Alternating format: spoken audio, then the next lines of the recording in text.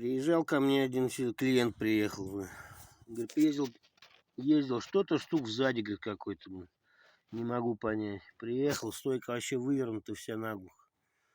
Сгнила по полной. Сейчас небольшую прихватку сделал, чтобы держалась на как положено, выровнял. Дальше пойдем полностью. Все, обваркой полностью заниматься. Зачисткой. И вставку делать будем здесь, кусок стойки. Здесь нету вообще металла нигде. Машина сгнила полностью.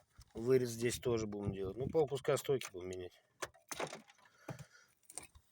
Очень сложно, но исправимо. Так что так, ребят, если застучало сзади, смотрите сразу же стойки.